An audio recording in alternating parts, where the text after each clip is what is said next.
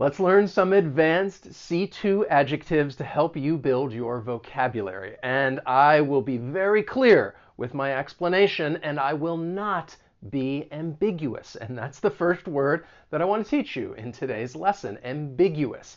It means having or expressing more than one possible meaning, and often this is done intentionally. So let's have a look at this image right here. Is it a rabbit or is it a duck? What do you see? A rabbit or a duck? I could say that this image is ambiguous, all right? It has more than one possible answer. And mostly you're going to use this adjective to refer to something that someone says, or perhaps the way that something is worded, like a contract. I could say the contract is ambiguous and open to interpretation, that it may have more than one possible meaning. It's ambiguous. I'm looking over my text correspondence with Beverly, and I don't see anything that would have given her offense. Nothing's ambiguous. I spell everything out. Then we have complimentary. So this word has a couple of different meanings. The first one is praising or showing admiration for someone. I could say that, well, sometimes you are very complimentary about some of my vocabulary lessons, and I really appreciate that. Now, the C2 meaning, the more advanced meaning for this word, it refers to, well, tickets, books, or any item that may be given for free, especially by a business. So in this case, I want you to think of a hotel or a flight. So if I go to my hotel room, I might say, oh, I was given a complimentary bottle of water. All right, it was already in the hotel room, it's free. Or on an airplane, when you fly, you may be offered complimentary snacks. Now, when it comes to pronunciation, very quickly, I just want to let you know, because I'm from the United States, sometimes people will drop that T because it follows the N sound, and it's going to sound like complimentary. Okay, so complimentary or complimentary if you're in the US. Hi. What's the damage here? Nothing. For these? Free. These are complimentary. Complimentary. Free. Whatever you want. And if you go ahead and subscribe to the channel and turn on notifications, well then you will receive complimentary English lessons and I can become your teacher. My name is Wes, the channel, Interactive English. It's all about helping you practice and improve your English skills, and I promise that these lessons will really come in handy. And handy is the next adjective that I want to teach you. If you say that something is handy, it just means that it is useful or convenient. Mostly, I think people are going to use this adjective to talk about items in which they can, well, use for a variety of reasons, or just items that are really helpful in a difficult situation. You could say, wow, this is just really handy. My wife thinks that her Apple Watch is pretty handy because she can use it for a variety of things.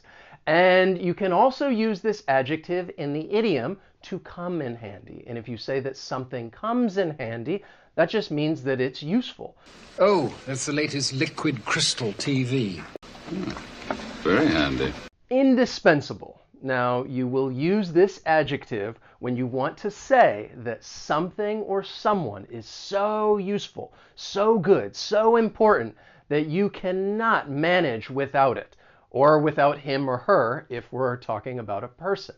And most of the time, you're going to use this as a predicate adjective, and it's going to follow the verb to be. She is an indispensable part of the team. The office should not get rid of the coffee machine. It's indispensable. Busuu is an indispensable language learning platform that can help you reach your fluency goals. It's indispensable. And I want to thank Busuu for sponsoring today's lesson, and I want to tell you how it can help you practice and improve your language skills. So Busuu really comes in handy if you would like to learn English or any of these other languages. You can use it on your desktop or as an app on your phone. They have different levels that you can choose from, but there are really two things that make Busuu indispensable, well, at least in my opinion. First, they offer these bite-sized lessons, which makes it easier for you to achieve your goals. And I always tell learners to try and get a little bit of exposure to the language each and every day. And with Busuu, you can set up a study plan and learn even just 10 minutes a day and complete a lesson. It's all up to you. The second benefit is that it allows you to practice the 4 primary language skills, like reading and listening, to help you build your vocabulary and improve your grammar, as well as speaking and writing, like this activity right here, in which you introduce yourself and then you send that on to the Busuu community to get feedback, which is another cool feature, because you're not just learning the language on your own, you can connect with other learners from around the world. So check out Busuu with the links below. You can sign up and start learning for free, and try out Busuu Premium with a 7-day free trial. It's complimentary. And I'm serious, you should check it out. This is a legitimate way to improve your language skills. And legitimate is the next adjective that I want to teach you. And this has 2 different meanings, both of them C2. The first meaning is allowed by law. So when I was younger, I had a fake ID and it looked legitimate, okay? Like it was lawful.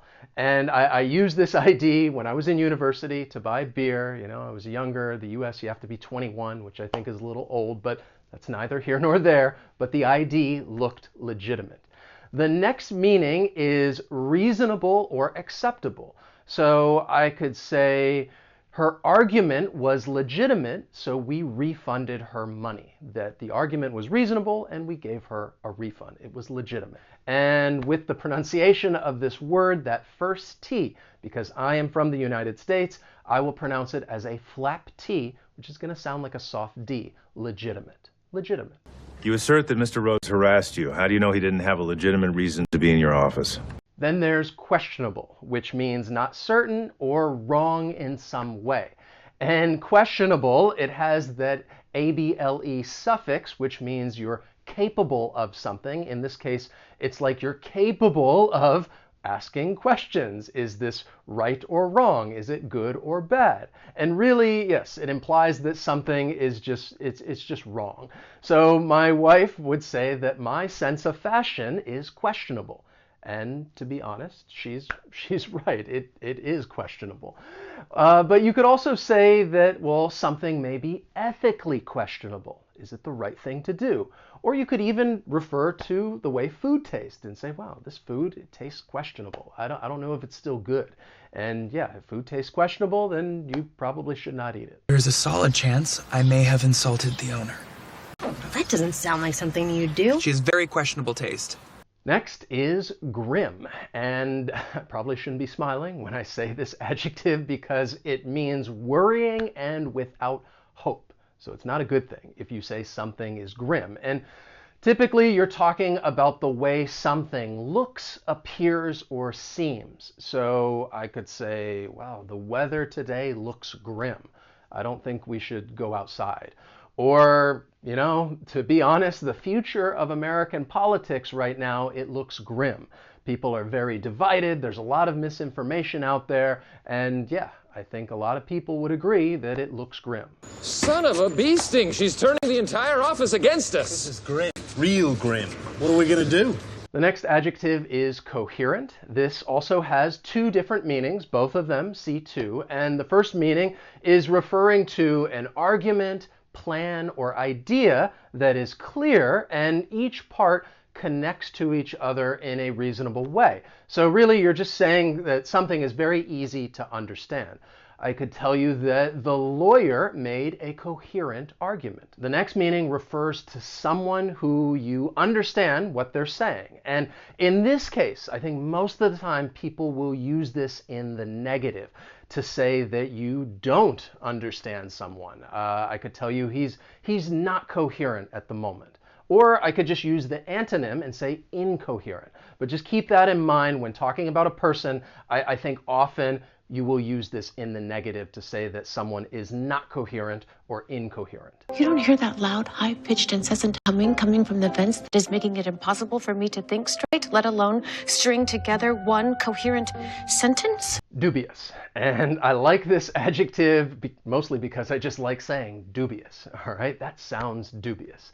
And it means that something is just not completely true or just should not be completely trusted. And I think we can all relate to this one. Think about email scams. And I would get an email with this subject heading, "Congratulations, you've been selected." And it just looks dubious. And these are actually legitimate emails that I have received just this past week. And I did not open them. I did not click on anything because they're dubious. It didn't compress the whole thing. It should be twice that size. I mean, 24 gigs, that's less than a fourth the file size. That seems dubious, Richard.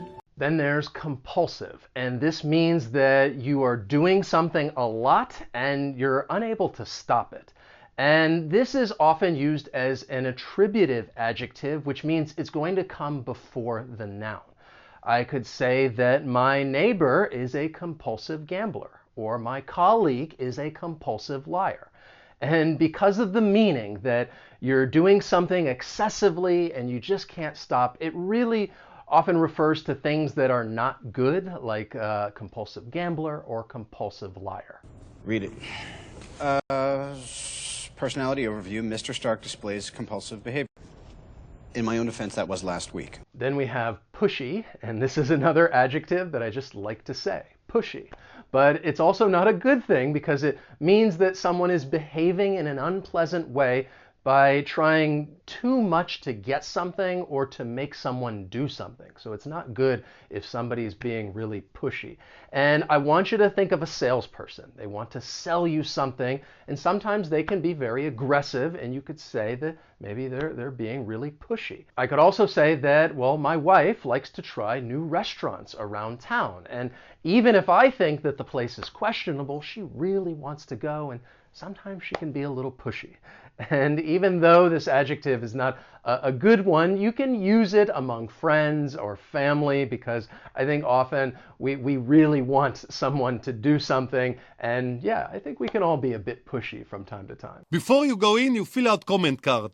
Okay. Don't forget the back. You people are so pushy. What, Israeli people are pushy? Then there's carefree, which means having no problem and not worried about anything. And I think you would often use this to describe a person's personality. And I could say he is young, carefree, and just wants to travel the world.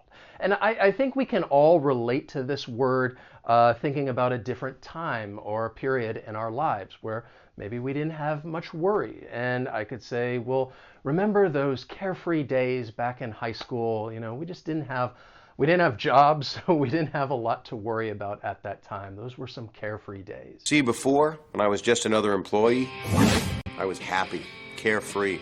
The guy who hung out in the break room making fun of the boss. Then we have conceited, which means you are too proud of yourself and your actions and abilities. And I think that, well, we can all think of someone who we might describe as a little conceited. And that's what I want you to do right now. I want you to think of someone and make an association with this word.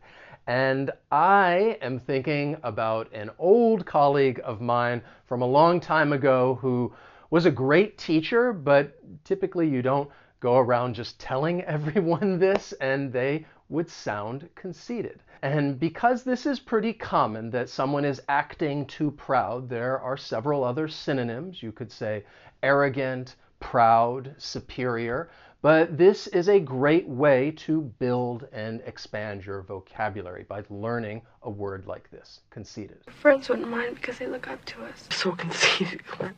You're so conceited. You're like full of yourself. Why are you like that? I'm not saying that to be conceited. Then we have the word rigid, which means stiff or fixed, not able to be bent or moved. And I will try to give you an example of each. So think about, well, a metal. You could say that it's rigid. You're not able to bend it. If we're talking about fixed, I think people might be referring to, well, something like a set of rules. The teacher's rules were so rigid throughout the year that they were just fixed and very strict in that case. If we want to say stiff, then I think you're probably describing a person and that they're very stiff, perhaps because they're scared or afraid.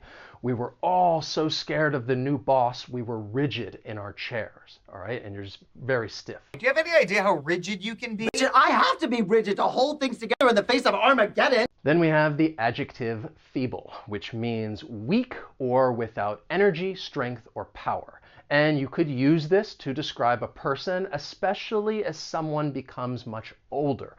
I could say that, well, in the future, like far away in the future, I hope, I will become a feeble and helpless old man. All right, that's probably what will happen in the distant future. Or perhaps you're describing an institution or government that just does not have much power.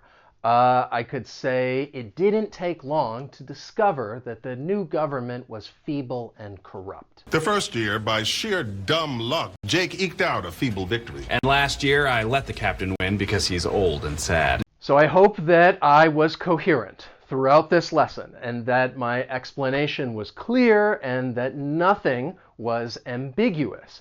But I will say that these words are legitimate and you will hear them from time to time. So I think they're very useful when it comes to building your vocabulary.